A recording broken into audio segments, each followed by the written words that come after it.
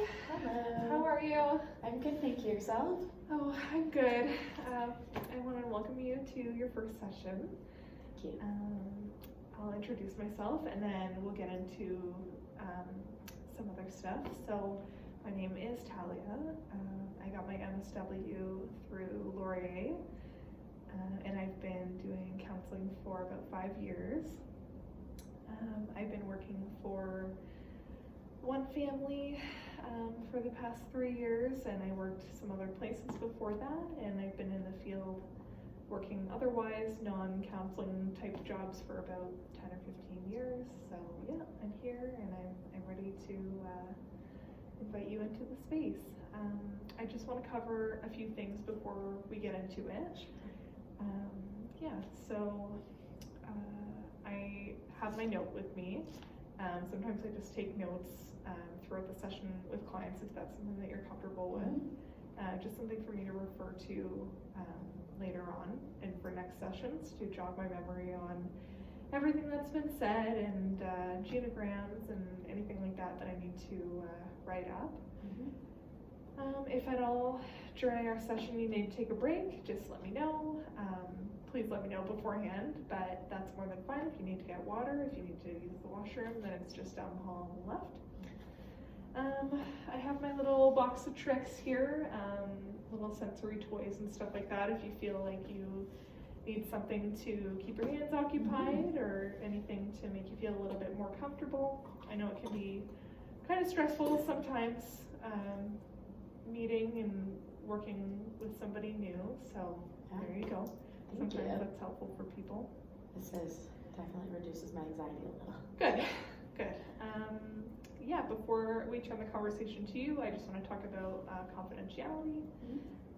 So there's a few instances when I would need to break that, and if you are going to do harm to yourself or somebody else, if there's a child that's at risk of being harmed,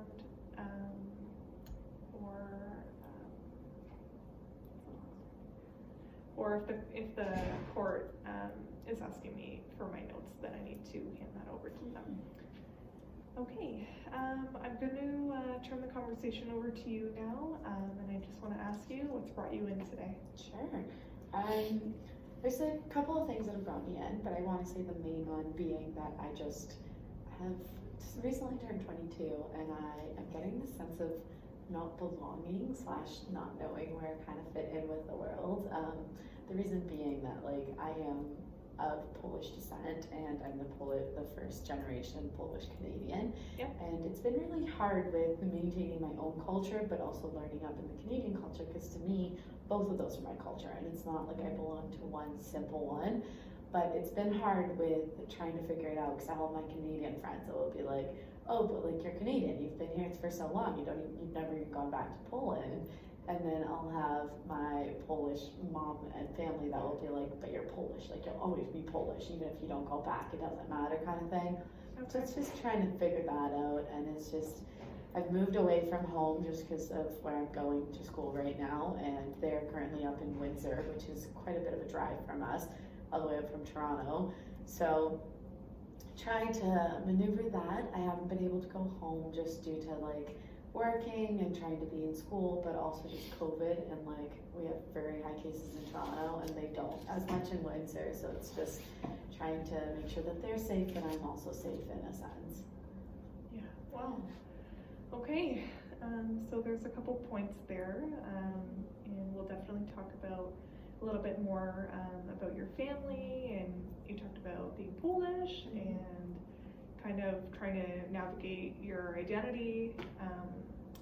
Growing up, identity is something that I feel like a lot of people definitely struggle with, so that's normal, but it can definitely be something that's a little bit of a struggle, right? Yeah.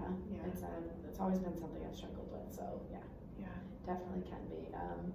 I remember as a kid, there's a lot of the times when we do little events, Polish events that the family would just do kind of thing, and it's even going to those, it's all the other kids knew Polish and I didn't. It's very hard language, and although I grew up with it, being taught in my home and being like speaking to my mom and my grandparents in that language, it's very, as you get older, you tend to lose that language and you tend to lose the touch for it. And that's something that I've definitely have lost with it. And I think a lot of my anxiety and all that stems from that, and just not being able to fit into anything.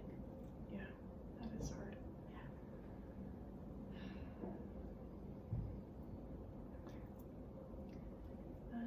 I'm wondering if, before we move on, if you can tell me a little bit more about your family and your parents and how they're dealing with you being away from home.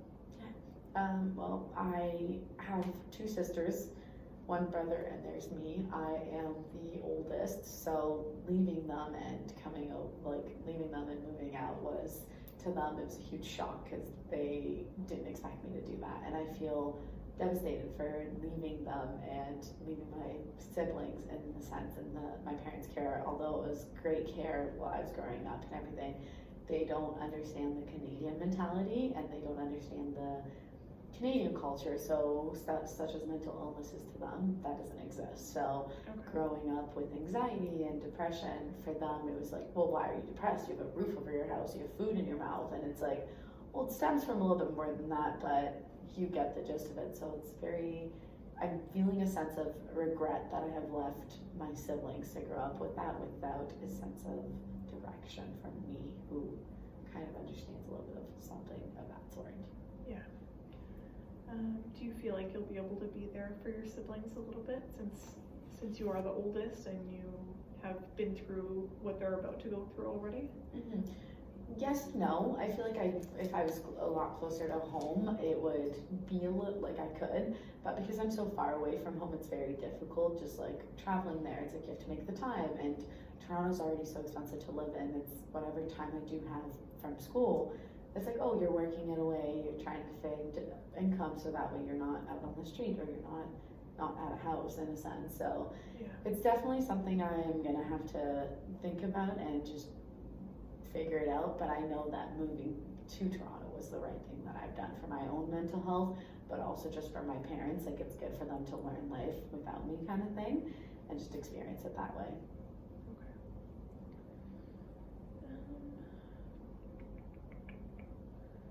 How are your parents handling you being away from home? Dad's okay with it. He's focused on his work, and so he's just working as much. But Mom is more of a stay-at-home mom, and she's having a really hard time with it. I'm getting calls randomly throughout the day, and she doesn't understand why I can't pick up or why I just can't come visit, and she's not getting it. That it's quite stressful, and I have a life here now, and I have to try to maintain that one, and then I can't just drop everything to come visit them for something. So she's not quite getting it as much as Dad is, but we're trying to slowly but surely come to that realization for her as well, that it's okay to just let it be, kind of thing.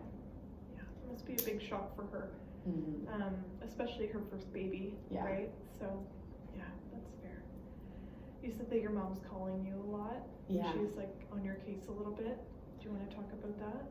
Yeah, my mom got married quite young, and so did everyone else in my family. So to them, the fact that I've hit 22 and haven't been married is quite a big shock, and they don't understand why. So Mom has taken it upon herself now, with all my siblings being in school and me leaving. She's taken it upon herself to try and find me a nice Polish man. Oh. Yeah, so we're currently dealing with that. She'll meet up with her friends, and they'll have conversations, and she'll send me little things and be like, oh, what do you think of this man? What do you think of this? And I'm like, she's not getting it, that it's just another added on stress to me in that sense, and that I am getting bad anxiety over it, because every time she calls now, it's just like I'm hearing her talk about how her friend's daughter just got engaged, or the son, and it's just frustrating, because it's like, well, okay, but they also didn't try to get their master's degree or any of that sort. Like, they just they got high school degrees and they were okay with it, and that's okay, but it wasn't something that I wanted. And I want to accomplish my school wishes before I get involved with anyone or bring children into this world or any of that sort. Yeah, okay. You're focused on yourself and you and your studies, and it does it feel to you like your mom suggesting these kind of men to you is a little bit unwanted. Yes. Yeah. Yeah. Yeah. Yeah, it definitely gets you thinking, but it also makes you kind of sit there. And again, it's where that dilemma comes in with not understanding the sense of where you belong, whether you want to belong in with a Polish background or whether you want to belong in with a culture background. It's just that underlying The identity of, piece like, where, again. yeah. Yeah. Yeah. Okay. Are you interested in meeting this person, or it's just not at all on your mind right now? No, it's just not something I'm really in for right now. I just want to focus on myself and just kind of figure it out. And especially if this person also lives in Windsor, it's just like another added thing that I would have to deal with and think about. Gotcha. You're kind of looking for like your future partner to come a little bit more organically than being like yes predetermined right now. Yeah. Okay. Have you been able to have conversations with mom about her trying to match you up or set you up with somebody? Yes and no. I've had conversations with her. Now, whether that conversation sticks is a no. It seems as if it tends to go in one ear and out the other for her. She's very big on this sense that her kids are like her sister, but also her friends' kids have already gotten married and like they're got grandbabies and she's feeling as if she's not able to fit in herself with them. Okay. And so she also feels a little bit disappointed that she's not able to be in the same exact boat as her friends are as well. It sounds like maybe it's like a little bit actually more of an extension from just yourself into like her life and her identity also, right? Yeah. Yeah, that's difficult. Yeah. If your mom did understand what you were trying to say to her, what would you want that to be? What would you want her to repeat back to you?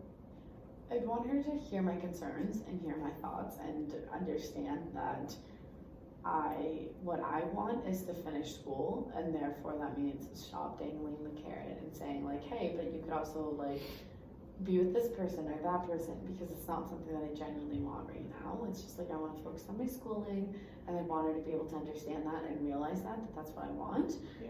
And then maybe lay off a little on like the whole, hey, like this man has a marriage proposal, or this man has some, they're not even cute, mom. She's not even getting me cute, man. She's getting me some weird ones. And I'm like, there's a reason they're single, mother. There's a reason they're single. Right. So it's just like, I want her to understand that's not my type for one, and she like understands it, but also realize that I want to focus on my school, and that's what I would like to do before anything. Good. Okay. I'm wondering if maybe you correct me if I'm wrong, but I'm wondering if maybe you feel like you would be able to try to facilitate a conversation with her with maybe some more boundaries. Yeah. And maybe have the chance to tell her like, hey, like it's not even that that I don't want to find somebody and get married, but like you've said to me yourself, just going back on things that you've said, is that you have these goals and you're going to be maybe trying to pursue having a partner and a family after you've reached your current goals of like school and stuff like that, right? And you've said that her trying to set you up with somebody, it's not like helpful. No. Right. No, it's more distracting on me, and it's just also puts you from that thing. And it's trying to realize and trying to balance with it and being like, oh, like just because she's picking it doesn't mean like I'm not opposed to the idea. Like if I meet someone I like and I want to get to know them, yes, I'll get to know them. But if right now it's just like it's not on the tables, and she needs to understand that and be okay with it, and that it's okay if it's not on the tables for me right now. Okay. I'm wondering if you'd be comfortable if I sent you with some homework until the next time that we're able to have our next session. Sure. Okay. And if you want to help me tweak it or anything like that, then that's more than fine. I'm just going to shoot an idea at you, and then we'll see how it ricochets. But I'm wondering if maybe you'd feel comfortable being able to reach out to your parents and try to foster some more solid boundaries about your current goals right now, and maybe do some reassuring for her that it's not that you're not going to get to that point eventually. It's just maybe that you don't feel like this is the best thing for you right now. Yeah. How do you feel about that? I like that. I think that would be good for both of us, both me and my mom, and it would allow us to set that boundary within each other, right? You said earlier during the session today that your parents don't really see mental health. Is that correct? Okay.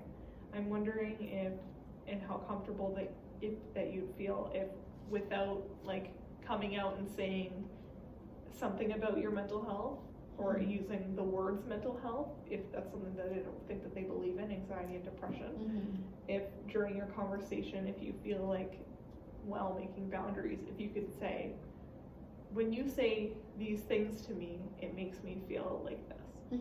Does that make sense? Yeah. Does that feel like reasonable, something that you think you could say? Yeah, 100%. I think it'd be nice to set a boundary with each other and for them to realize, oh, she's got feelings and this is what she wants. Right. I like that. Yeah. Is there anything else before we wrap up that you feel like I missed, or anything that you feel like you want to touch on next session? No, I think we've got most of it covered. I think we'll go on from the next session from what my reports back are. Okay. Well, I hope that your conversation with Mom goes well, and I hope that she can respect some boundaries that you make between the two of you. Thank you. Me too. Okay. I'll see you next week, okay? Yeah, you will. Okay. Have a good one. Thanks.